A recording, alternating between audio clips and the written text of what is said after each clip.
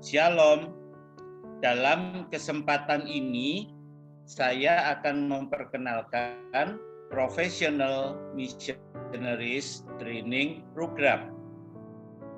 Kegiatan ini diselenggarakan oleh TMI atau Tent Maker Indonesia, Jalan Gedung Doro 82 EF. Dan informasi telepon atau email, WA, ya itu ada tertulis di bawah ini. Mari kita memulainya. Ya, Tent Maker, suatu pelayanan lewat dunia usaha. Kenapa tidak? Oleh HTM Heru Chandra Mulia dan LTM Lani Chandra Mulia. Kalau saudara melihat pada gambar sederhana yang tadi ditampilkan, dapatkah saudara menangkap pesan yang terkandung dalam gambar di atas? Seorang dengan penampilan pendeta atau penginjil sambil membawa kopernya hendak masuk ke suatu negara, tapi pintu portalnya tertutup. Tapi di sebelahnya seorang lain dengan pakaian tukang servis sambil membawa peralatannya hendak masuk ke negara yang sama dan pintu portalnya terbuka lebar. Memang ada banyak pintu terbuka untuk professional missionaries bekerja, di mana traditional missionaries tidak bisa masuk. Ladang misi masa depan adalah milik professional missionaries, di mana traditional missionaries sulit untuk masuk, hidup, dan berkarya. Foto commerce. Paradigm shift, ya ini pelajaran untuk membuka paradigma, ya merubah paradigma, ya tentang business as mission atau BAM or profession as mission atau PAM, ya. Kalau saudara melihat gambar di sebelah kiri, saudara lihat kotak telepon dan teleponnya sudah tidak ada. Kenapa? Karena telepon yang lama sudah berubah menjadi handphone, ya, menjadi smartphone. Saudara, dunia sekitar kita sudah berubah dengan cepat. Bagaimana dengan gereja kita? Apakah masih tetap kuno? Apakah masih tetap dengan cara-cara yang lama? Sementara dunia sekitarnya sudah berubah. Kalau kita belajar kebenaran dalam dunia, semua kebenaran itu bersifat relatif, karena hanya firman Tuhan saja yang kekal. Johannes Gutenberg berkata, percetakan adalah anugerah Tuhan terbesar kedua setelah Alkitab firman Tuhan. Untuk sekian abad lamanya, kata-kata Johannes Gutenberg ini diterima sebagai suatu kebenaran. Nah, pada zaman itu Martin Luther bekerja sama dengan Johannes Gutenberg untuk mencetak Alkitab. Dan zaman itu berubah. Sekarang kata-kata ini bukan satu kebenaran lagi. Ya, mungkin sekarang harusnya berubah. Dunia digital adalah anugerah Tuhan terbesar kedua setelah Alkitab firman Tuhan, bukan percetakan lagi. Generasi yang baru sudah mulai meninggalkan buku, kertas, mulai paperless, dan mereka mulai masuk ke dunia digital dengan smartphone, dengan laptop, dengan peralatan elektronik mereka. Mari kita masuk lebih dalam. Tahukah saudara siapa yang membawa Injil masuk ke negara-negara berikut ini? Negara Cina. Ya. Saudara mengenal nama petualang besar penjelajah dunia yang disebut Marco Polo. Orang tahunya dia adalah saudagar. Perjalanannya diasumsikan pergi untuk perkembangan dunia perdagangan. Ya. Tapi tidak banyak orang yang tahu kalau Marco Polo itu seorang pemberita Injil. Dan ketika dia bertemu dengan Kublai Khan, dia memberitakan Injil kepada Kublai Khan. Dialah yang disebut orang pertama yang membawa Injil masuk ke negara Cina dan Mongolia waktu itu. Ya. Siapakah yang membawa Injil masuk ke Amerika? Saudara mengenal nama Columbus. Nah, Columbus disebut sebagai penemu benua Amerika. Seorang penjelajah untuk ekspansi perluasan wilayah daerah jajahan. Tetapi di dalam kapalnya Columbus, dia membawa tim misi yang pergi untuk bermisi memberitakan Injil. Jadi yang membawa Injil masuk ke Amerika pertama kali itu adalah Columbus. Nah, saudara, siapakah yang membawa Injil masuk ke Afrika? Orang mengenal nama-nama besar seperti David Livingstone, ada juga Dr. Albert Schweitzer, ya, dan mereka membawa Injil masuk ke Afrika melalui dunia profesi, karena mereka berdua itu seorang doktor. Jadi lebih tepatnya disebut misionaris medis, misionaris dokter, ya. Nah, siapakah yang membawa Injil masuk ke India? Ya, kita mengenal nama besar William Carey. Ya. Nah, William Carey benar, dia seorang lulusan STT, Sekolah Teologia, tapi pada waktu dia mulai memberitakan Injil kepada masyarakat India berkata, "Maaf, jangan bawa agama baru, kami sudah punya agama sendiri." Jadi ada penolakan untuk William Carey memberitakan Injil. William Carey berdoa mencari cara gimana supaya bisa membawa Injil itu masuk ke India. Dan akhirnya dia mencoba untuk menjadi seorang penjual gunting. Ya, gunting rumput yang besar itu. Tapi ternyata tidak laku. Cari akal lagi gimana caranya bisa mendekati orang India. Akhirnya timbul ide untuk membuka servis sepatu, ya. Nah, servis sepatu dan akhirnya membuat dan menjual sepatu. Kalau ada orang sepatunya rusak, pergi ke tempat William Carey, maka dia harus lepas sepatu dan sepatunya dibetulin. Nah, dia terpaksa harus duduk menunggu pembetulan sepatu itu, dan itulah kesempatan yang digunakan oleh William Carey untuk memberitakan Injil. Ya, kalau penginjilannya belum selesai, ya sepatunya belum selesai diservis, saudara. Karena yang tangan yang pegang sepatu kan tangannya William Carey, saudara. Dan dari situlah terbentuk sekelompok orang-orang yang bertobat menjadi suatu komunitas yang berkembang menjadi besar. Akhirnya pelayanan misi William Carey berkembang, menerjemahkan Alkitab, dan kemudian mendirikan percetakan di Sungai Gangga dan seterusnya. Nah, saudara, kalau saudara melihat nama-nama tadi itu, ya Marco Polo, Columbus, David Livingstone, Albert Schweitzer, William Carey, mereka masuk memberitakan Injil itu tidak dari mimbar. Ya, mereka itu disebut professional missionaries yang melayani Tuhan lewat dunia usaha. Dari sejarah kita belajar bahwa siar agama tidak lepas dari dunia usaha. Fakta menunjukkan bahwa agama Islam masuk ke Indonesia dibawa oleh saudagar-saudagar Gujarat.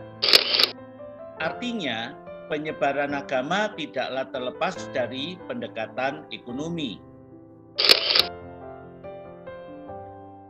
Jika hal ini berlaku untuk masa lalu, maka hal yang sama juga dapat berlaku pada masa kini. Lalu kenapa gereja sekarang selalu berusaha untuk memisahkan dunia pelayanan sebagai perkara rohani dan dunia kerja sebagai perkara sekuler? Akibatnya apa?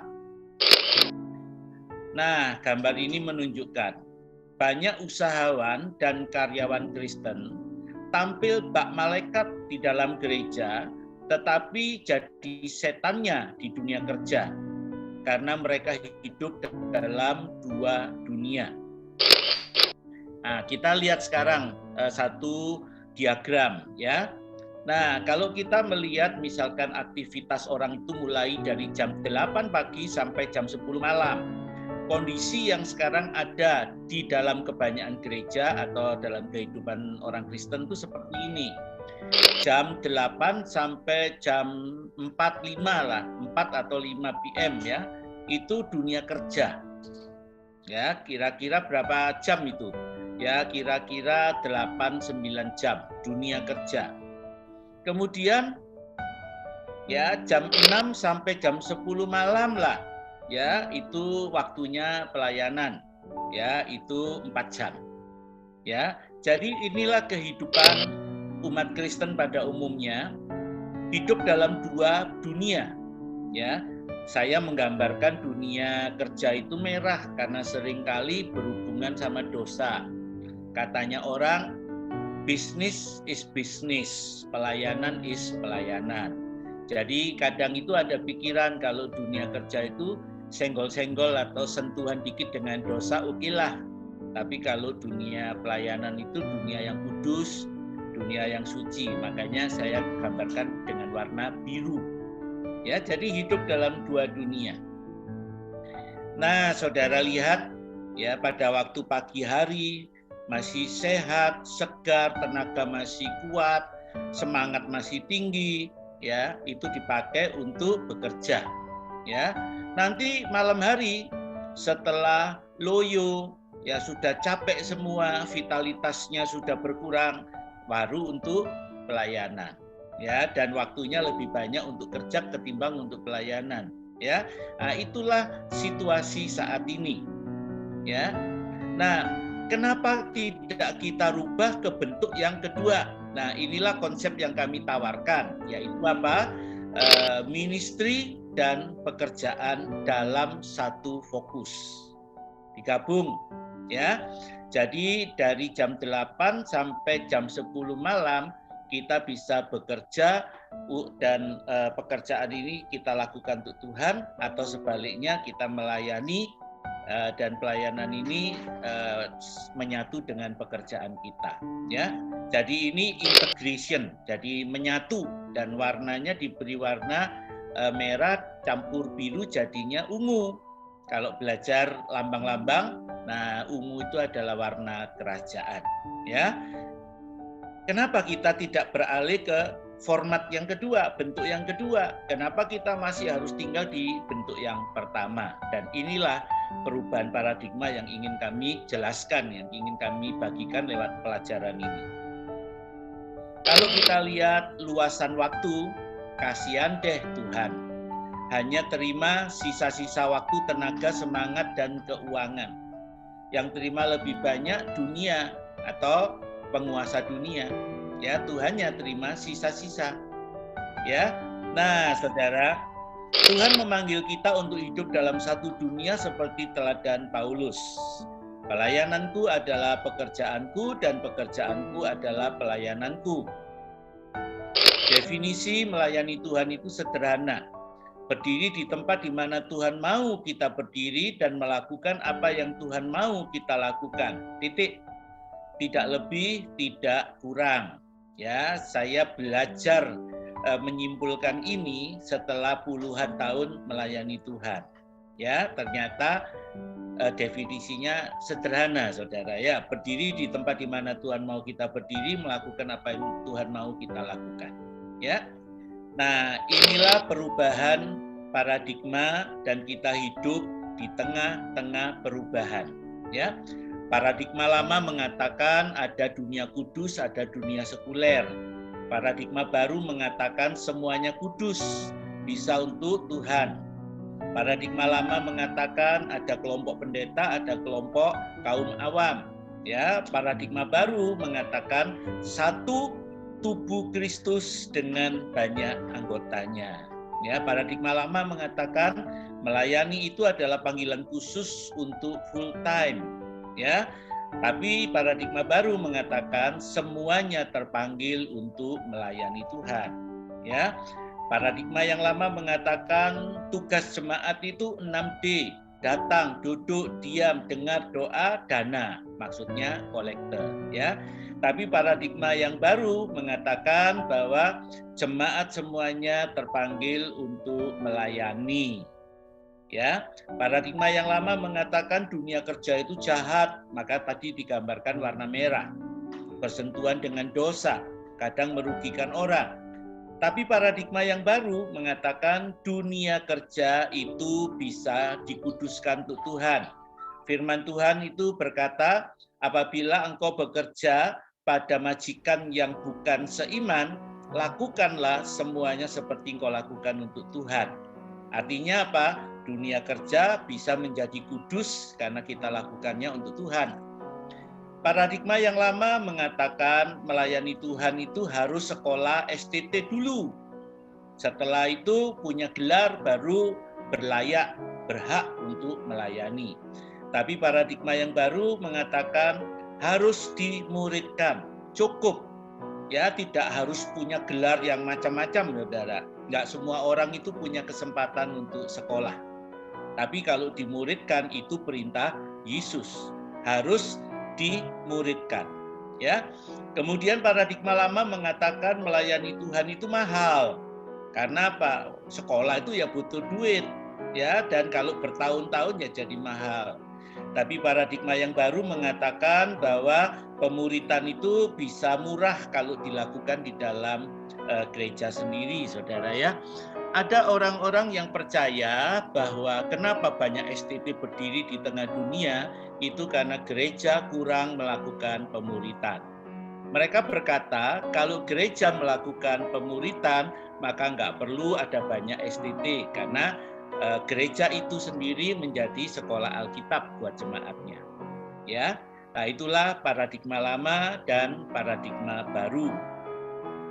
Nah, apa yang akan kita pelajari ini adalah tentang tent maker. Tent maker itu artinya pembuat tenda, mengacu kepada kehidupan Rasul Paulus dan kawan-kawan.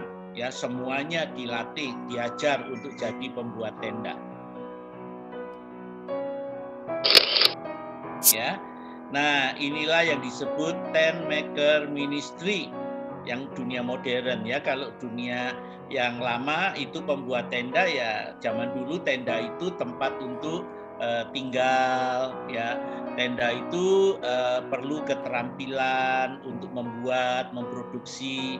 Jadi di sana ada pembagian tugas Paulus dengan timnya ya, ada yang bagian pembelian, bagian produksi, bagian gudang, kemudian bagian penjualan ya. Menjual tenda, penjual itu memerlukan seni untuk berkomunikasi dan menjual. Nah, itu gambaran tentang tenda. Kalau zaman sekarang itu dunia profesi. Ya, jadi saudara bisa lihat ada bermacam-macam profesi yang bisa kita pakai untuk memberitakan Injil. Jadi, apakah tent maker ministry atau pelayanan pembuat tenda itu? Pembuat tenda adalah umat Tuhan yang menjawab panggilan Tuhan untuk mewartakan Kristus pada dunia melalui profesi dan usaha mereka. Pembuat tenda adalah professional missionaries. Ada banyak pintu terbuka bagi kaum profesi di mana traditional missionaries, pendeta dan penginjil tanpa keahlian hanya bisa khotbah ya. Itu pintu tertutup ya. Jadi banyak pintu yang terbuka untuk professional missionaries. Pembuat tenda bersaksi melalui segenap kehidupan mereka. Pekerjaan mereka adalah bagian tak terpisahkan dari tugas pelayanan mereka bagi kerajaan Tuhan. Setiap orang Kristen yang terampil bekerja, mau belajar dan memiliki kerinduan untuk membagikan imannya kepada orang lain dapat menjadi pembuat tenda.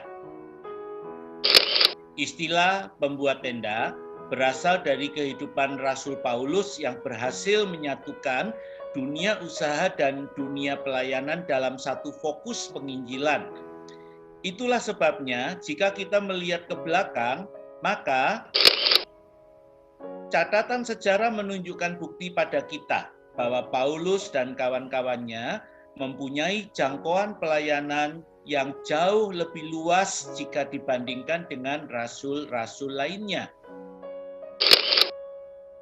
Nah, tent maker atau tent making, the way of mission in the 21st century. Ya, jadi tent maker itu adalah jalan untuk melakukan misi pada abad 21. Dalam 30 tahun terakhir, kebanyakan gereja, agen misi dan gereja denominasi telah sampai pada kesimpulan bahwa professional missionaries atau tent maker mission adalah masa depan penginjilan dunia. Istilah awal yang diambil dari Alkitab adalah tent maker atau pembuat tenda. Tetapi dalam perkembangannya banyak muncul istilah baru agar tampak lebih keren dan lebih menarik. Contohnya, ya, ada istilah marketplace ministry, workplace ministry, kingdom business ministry, business as mission atau BAM, profession as mission atau PAM. Ada yang menyebutkan Great Commission companies, ya, transformational business, ya, community development atau juga professional missionaries. Saudara, istilahnya mungkin berbeda, tapi konsep dan aplikasinya kurang lebih sama. Semuanya adalah pelayanan lewat dunia usaha. Ada 4 jenis pembuat tenda. Karyawan Kristen. Saat ini karyawan Kristen mempunyai reputasi yang jelek dalam dunia usaha. Banyak pengusaha Kristen justru senang menerima karyawan non-Kristen karena banyak yang kualitasnya, karakternya lebih baik dibandingkan yang Kristen, saudara. Jika kualitas karyawan Kristen ini dapat ditingkatkan dan mereka dimuridkan dengan benar, maka mereka dapat menjadi misionaris Kristen di tempat kerja mereka. Nah, inilah target pertama, ya, karyawan Kristen sebagai misionaris di tempat kerja. Meskipun hanya sebagai babysitter ataupun pembantu rumah tangga, mereka dapat menjadi pemenang jiwa bagi Tuhan. Yang kedua, pengusaha Kristen. Banyak pengusaha Kristen aktif melayani Tuhan dengan uang hasil usahanya, tapi belum dengan perusahaannya. Terbukti ada banyak pengusaha Kristen yang masih menghalalkan segala macam cara dalam bekerja, aktif pelayanan, aktif di gereja, aktif dalam dunia misi, tapi di kantornya masih curi-curi listrik, masih menekan pekerjanya dengan penggajian yang semini mungkin dan seterusnya. Nah, ini target kedua yang perlu dibenahi, saudara. Ya, kalau tidak, mereka akan menjadi batu sandungan bagi segenap karyawannya sehingga mereka justru menjadi antipati dengan kekristenan. Ya, ada yang pernah mendengar ada orang berkata, "Aku kalau lihat majikanku, tidak bakal aku mau jadi orang Kristen." Nah, ini target ketiga, perusahaan Kristen. Ya, bagaimana para pengusaha Kristen dapat bersatu hati, membina kerjasama, membangun usaha-usaha Kristen, membuka lapangan kerja bagi jiwa-jiwa yang membutuhkan. Inilah ladang menguning yang siap untuk dituai. Jadi ini tidak lagi ke pribadi pengusahanya, tapi mereka berkontribusi, bergabung bersama pengusaha Kristen lain dan membuat perusahaan Kristen. Ya, dengan konsep yang jelas, dengan pembagian keuntungan yang jelas, ya, untuk apa? Untuk pelayanan berapa persen pun sudah direncanakan dari awal. Ya. Nah, ini adalah konsep yang ketiga, saudara. Ya. Nah, yang keempat adalah pendeta pembuat tenda. Kenapa tidak? Kita perlu mengubah paradigma lama yang mengatakan bahwa pendeta penginjil itu sebagai full timer tidak boleh bekerja kecuali berdoa. Jadi seakan-akan yang lain nggak boleh karena dianggap tidak beriman, nggak boleh bekerja, nggak boleh berusaha, nggak boleh. Ya, yang disebut beriman itu adalah berdoa. Ya, ini konsep lama yang perlu dirubah.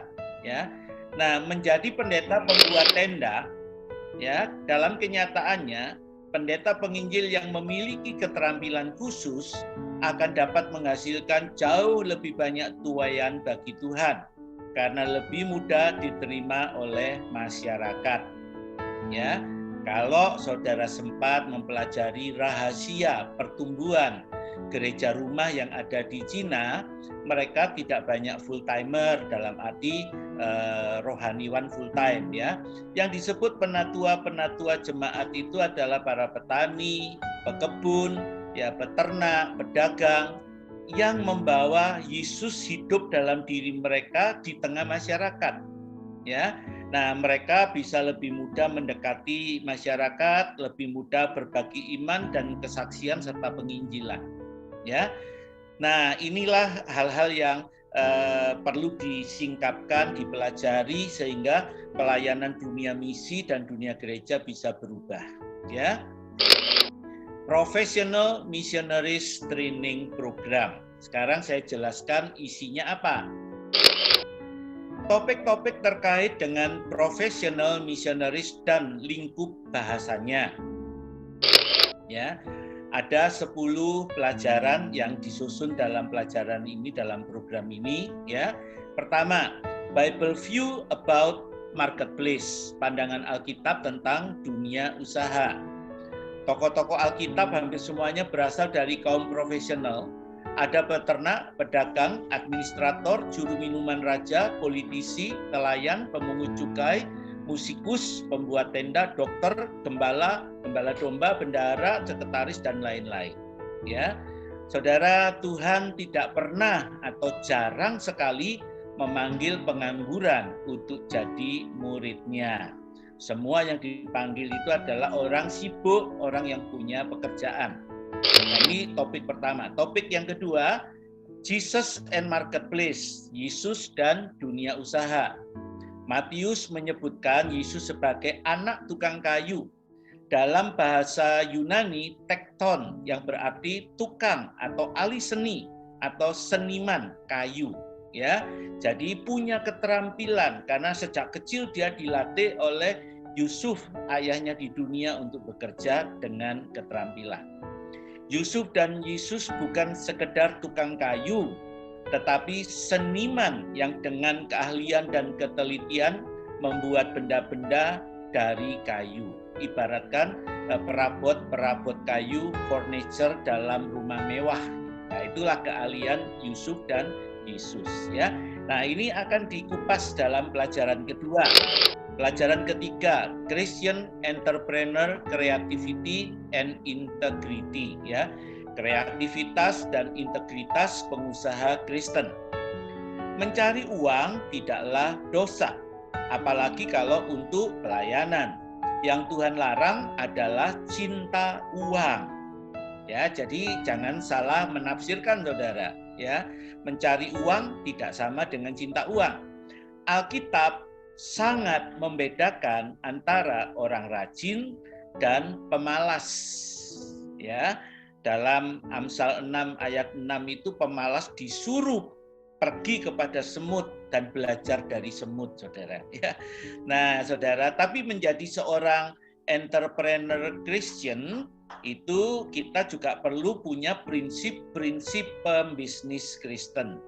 Jadi tidak bisa asal-asalan atau melanggar aturan-aturan. Nah, inilah yang akan dijelaskan dalam topik yang ketiga. Yang keempat, paradigm shift, ya, business as mission atau profession as mission. Ya, ini perubahan paradigma, ya. Nah, perubahan paradigma ini adalah lapangan pekerjaan yang terbesar di dunia, ya. Bisnis terbesar masa kini adalah merubah paradigma lama dengan paradigma baru. Makanya muncul banyak sekali yang disebut motivator-motivator. Rasul Paulus telah mempraktekkan paradigma baru dalam pelayanannya yang membuat jangkauan pelayanannya jauh lebih luas dan lebih produktif dibandingkan rasul-rasul lainnya. Ya, ini pelajaran keempat. Nah, pelajaran kelima, tent maker pastor, feed my sheep. Pendeta pembuat tenda, berilah dombaku makan. Yesus memerintahkan murid-muridnya untuk memberi makan domba-dombanya dalam kitab Yohanes 21 ayat 15, 16, 17. Bukan untuk mencari makan dari domba-domba Kristus. Sudahkah murid-murid itu mentaatinya? Ya, terlebih lagi murid-murid zaman kini. Ya, apakah orang Kristen, apakah pekerja Kristus, hamba-hamba Tuhan yang melayani Tuhan, ya, sudah mentaati perintah ini? Ya, tidak mencari makan tapi memberi makan, saudara. Apakah pelayanan entrepreneur semacam ini dibutuhkan di dunia atau di Indonesia? Kalau tidak ada kebutuhan, ya percuma kita mempelajari hal ini, saudara. Ya, jadi ini adalah isi dari pelajaran kelima. Topik keenam, pelajaran keenam, professional missionaries models atau ragam model misionaris profesi. Session ini mengupas berbagai model tent makers baik dalam perjanjian lama maupun dalam perjanjian baru, dilengkapi dengan contoh-contoh tent maker masa kini, ya. Ini sangat menarik karena dilengkapi dengan banyak contoh tent maker dalam berbagai bidang di dalam dunia saat ini, ya. Saudara, jangan terus menunda. Mari kita segera memulai business as mission atau profession as mission dalam berbagai model, ya. Ini pelajaran keenam. Pelajaran yang ketujuh, the power of multiplication, kekuatan dari multiplikasi. Multiplikasi adalah ajaran yang berasal dari Alkitab, ya. Seandainya gereja Tuhan mau memakainya, maka penginjilan dunia bisa selesai dalam 33 tahun saja. Ya. Nah, ada banyak orang yang membaca atau mendengar kata-kata ini nggak percaya. Ya.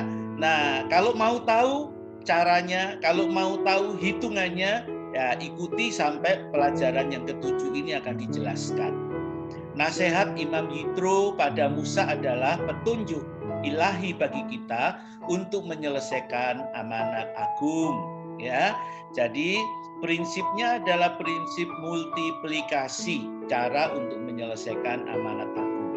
Karena itu saudara, dream big, think big, do big, ya. Karena itu impikanlah perkara-perkara yang besar, jangan cuma mimpi, tapi pikirkanlah perkara-perkara besar itu. Jangan cuma mimpi, jangan cuma berpikir, tapi lakukanlah. Karena selama kita tidak melakukan, itu tidak akan pernah jadi kenyataan, saudara. Ya, jadi ini inti pelajaran yang ketujuh. Yang kedelapan, one many member body of Christ, satu tubuh Kristus dengan banyak anggota. Ada rupa-rupa karunia, tetapi satu roh, dan ada rupa-rupa pelayanan, tetapi satu Tuhan. 1 Korintus 12 ayat 4 dan 5. Pelajaran yang sangat indah tentang tubuh Kristus, di mana kita semua adalah anggotanya. 1 Korintus 12 ayat 27. Tetapi tidak semua anggota atau semua kita memiliki fungsi yang sama. Namun biarpun berbeda, kita semua adalah satu kesatuan di dalam tubuh Kristus. Wow, ini pelajaran yang perlu dicerna dan perlu dipraktekkan sehingga kita bisa membangun kebersamaan, kerjasama antar orang Kristen, gereja antar gereja, bahkan denominasi antar denominasi. Ya, ini pelajaran yang sangat-sangat penting. Yang kesembilan, you are the true church of God. Ya, engkaulah gereja Tuhan yang benar. Kata gereja merupakan kata ambilan dari bahasa Portugis, igreja, yang berasal dari bahasa Yunani, eklesia, yang berarti dipanggil keluar. Mempunyai arti sekumpulan orang yang dipanggil keluar dari dunia, dipisahkan dari dunia. Saudaraku, jangan kita membangun dengan fokus yang salah, ya. Yang disebut dengan eklesia atau gereja Tuhan itu bukan bangunan gedung, ya. Zaman sekarang ini ada banyak orang yang dibangun gedungnya, ya, tapi bukan jemaatnya, umatnya. Padahal ya itu jemaat itu ibaratkan lukisan dan gereja itu, gedung gereja ibaratkan bingkainya. Mana yang lebih berharga, bingkainya atau lukisannya? Orang yang mengerti pasti menjawab lukisannya yang lebih berharga. Itu benar, lukisannya yang harus diselesaikan, lukisannya yang harus diselamatkan, disimpan, bernilai mahal. Ya, tapi zaman sekarang banyak orang itu yang difokuskan itu bingkainya, sibuk dengan membuat bingkainya. Ya, nah inilah pelajaran ke-9, pelajaran yang sangat-sangat menarik. Ya, pelajaran ke-10 atau pelajaran terakhir dalam training ini adalah faceless generation atau generasi tanpa wajah. Tuhan mempunyai rencana dan cara yang berbeda-beda pada setiap generasi. Ya, cara perangnya zaman Saul nggak bisa dipakai oleh Daud. Ya, begitu juga pada zaman ini. Ya, 30 tahun yang lalu metode-metode lama itu nggak bisa diterapkan untuk 20 tahun yang lalu. Atau yang 20 tahun lalu nggak bisa diterapkan untuk 10 tahun yang lalu. Sekarang ini kita ada di dalam zaman milenial. Tapi akan muncul dan sudah mulai berkembang yang disebut generation Z, Gen Z. Nah, saudara, untuk meraih generasi Z ini dengan kasih Tuhan, Tuhan punya cara dan metode sendiri, berbeda dengan generasi sebelumnya. Karena itu, setiap kita, gereja Tuhan, setiap misionaris pelayan Tuhan, perlu mempelajari metode dan cara yang baru untuk meraih generasi yang baru.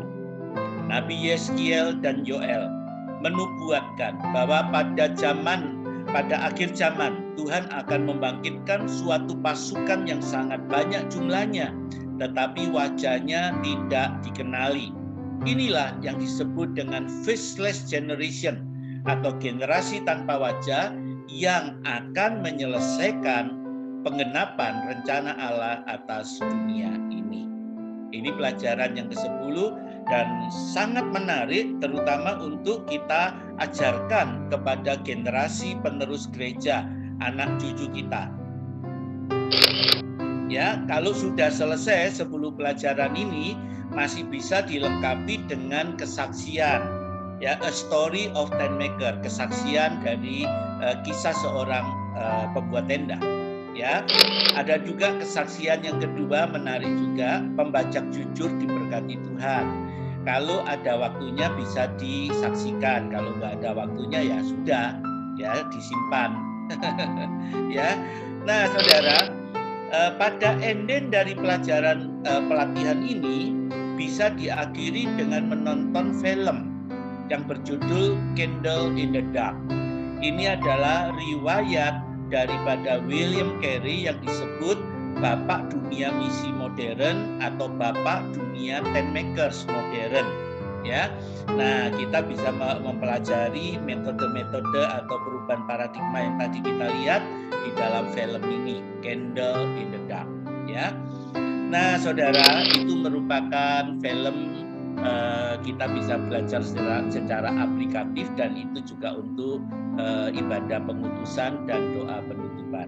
Ya, nah kalau ada yang tertarik dengan pelajaran-pelajaran ini secara lengkap atau topik-topik yang khusus, silakan menghubungi person in charge, ya, people in charge, ya. Person in charge itu Mbak Tuti dengan nomor WA 6281759148. Sekian dan terima kasih.